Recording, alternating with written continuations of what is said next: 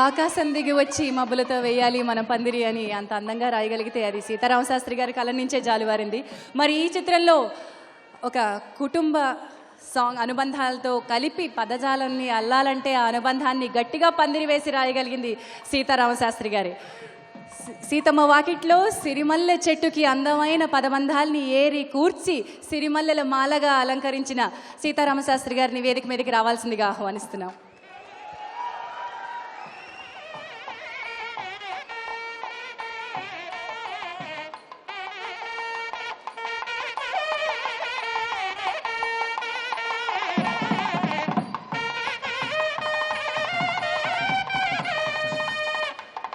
సిరివెన్నెల్లో సిరిమల్లెలు వికసించినట్టుగా ధవళ వస్త్రాల్లో చిరునవ్వులు చెందిస్తున్న శాస్త్రి గారికి స్వాగతం. వారిని మాట్లాడాల్సిందిగా కోరుతున్నాను. అందరికీ నమస్కారం. గత కొద్ది రోజులుగా వివిధ పత్రికల్లోనూ వివిధ ఇంటర్వ్యూల్లోనూ వివిధ కోణాల ద్వారా ఈ చిత్రానికి వస్తున్న ప్రజాస్పందన గురించి వింటున్నప్పుడు చాలా అత్యద్భుతమైన ఆనందం కలిగింది. ఈ కథ మొదటి నుంచి చివరి దాకా ఈ సినిమాతో నేను ప్రయాణం చేస్తూ వచ్చాను. ఆ కథ మీద కథనం మీద చాలా నమ్మకం ఉంది. సాధించబోయే విజయం మీద కూడా నమ్మకం ఉంది. ఆ నమ్మకాన్ని నిజం చేస్తారన్నటువంటి తెలుగు ప్రజల మీద కూడా నా నమ్మకం ఉంది. అది నిజమైంది. ఈరోజు ఇటువంటి సినిమాలు తాలూకు ఏ సినిమా తాలూకు విజయోత్సవమైనా ఏ రకమైన విజయోత్సవమైనా దానికి మొట్టమొదటి అభినందనలకి యోగ్యుడు అర్హుడు నిర్మాత అనే విషయం చాలాసార్లు చెప్పాను నేను. పెళ్లి మెడలో గంట కట్టేది నిర్మాత. చాలా మంచి సినిమాలకి, బొమ్మరిల్లు లాంటి చక్కని సినిమాలకి శ్రీకారం చుట్టి అప్రతిహతంగా కుటుంబ కథా చిత్రాలు తీస్తూ మన అందరి హృదయాల మీద సంతకాలు చేసిన రాజు దిల్ రాజు మళ్ళీ ఈ సంప్రదాయాన్ని కూడా, ఈ సదుద్దేశాన్ని కూడా సాహసోపేతమైన చక్కని నిర్ణయం తీసుకున్న అత్యద్భుతంగా అభినందనీయుడు నిర్మాత దిల్ రాజు. ఇటువంటి అందమైన తెలుగు కథని అంతకుముందే కూడా చెప్పాను. ఎవరెవరు ఏ ఏ ఆర్డర్లో సన్మానించబడాలి, ఎటువంటి చిత్ర విజయోత్సవమైనా మొదట నిర్మాత, దాని తర్వాత నేను ఈ పని చేస్తాను సరే, ఇన్ని కోట్లతో ఇన్ని లక్షలతో వచ్చి పని చేస్తాను సరే, ఏ పని చెయ్యనంటే ఈ పని చెయ్యి అని చూపించే కథ కూడా ఇంపార్టెంట్. అటువంటి కథను తయారు చేసినవాడు ఇటీవల కాలంలో కథకుడే దర్శకుడు కూడా అవుతున్నాడు. కాబట్టి శ్రీకాంత్లోనున్నటువంటి కథకుణ్ణి, ఇంత అపురూపమైన ఇంత అందమైన తెలుగు కళని కథగా రూపకల్పన చేసిన శ్రీకాంత్లోని కథకుడు అభినందనీయుడు.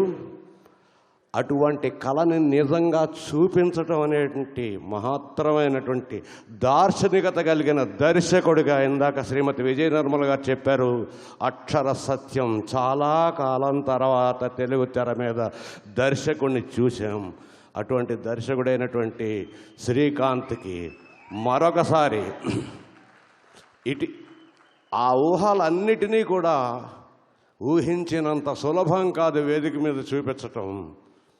ఆ చూపించడానికి తగిన అభినయ కౌశలం, గొప్ప అద్భుతమైనటువంటి అభిరుచి కలిగినటువంటి ఇద్దరు నటులు, వాళ్ళ ఇద్దరికీ వెనకాల వెన్నెముకగా నిలిచిన మరొక నటుడు మూర్తిత్రయం, వెంకటేష్ గారు, మహేష్ బాబు గారు, ప్రకాష్ రాజ్. ఈ ముగ్గురు తప్పనిసరిగా అభినందనీయులు. వీరందరితో పాటు ఆ చిత్రానికి పనిచేసిన అందరూ సాంకేతిక నిపుణులు కూడా చాలా అభినందనీయులు. పెద్దోడి తాలూకు పెద్దరికం మీద నాకు ఎప్పుడూ అనుమానం లేదు. తన నట జీవితం ఆద్యంతము కూడా ఎప్పుడూ కమర్షియల్, నాన్ కమర్షియల్ అనేటువంటి హద్దులు గీసుకోకుండా నిరంతరం అందమైన తెలుగు పాత్రలను అంగీకరిస్తూ చేసిన వెంకటేష్ గారికి ఇదేమి కొత్త కాకపోవచ్చు. కానీ చిన్నోడి మీద నాకు ఒక చిన్న సందేహం ఉంది. అసలే చిన్నోడు, పైగా మంచి దూకుడు మీద ఉన్నాడు.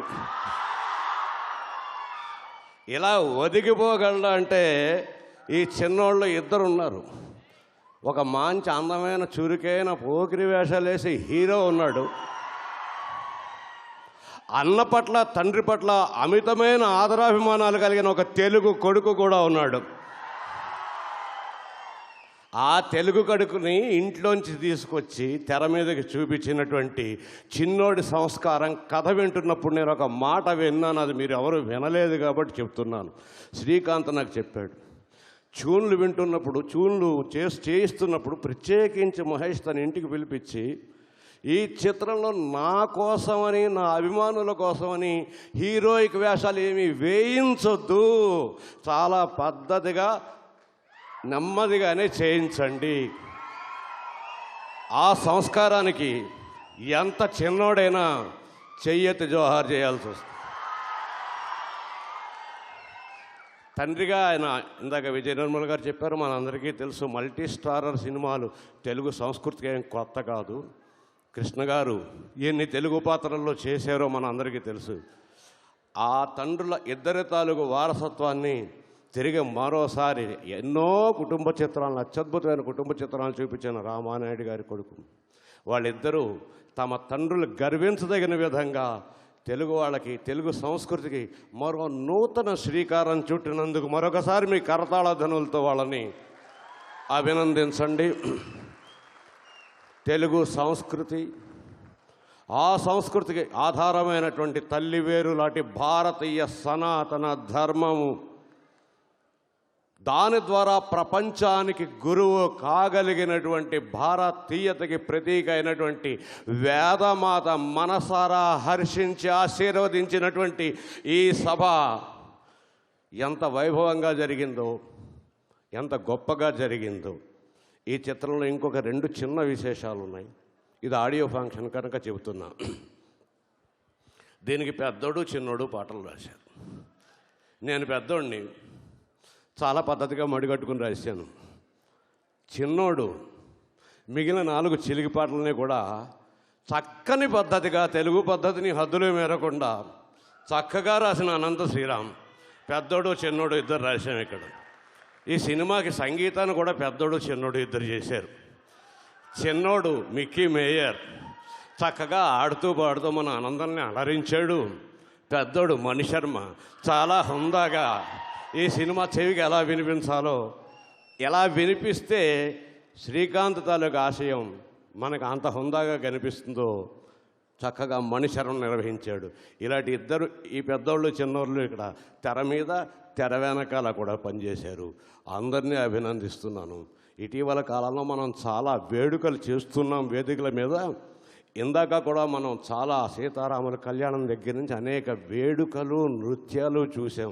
అవన్నీ మనం బిగదీసుకుపోయి భక్తితో చేతులు ఇలా కట్టుకుని చూడలేదే, చప్పట్లు కొట్టుకుంటూ ఈలలు వేసుకుంటూ ఆనందంగానే చూసామే.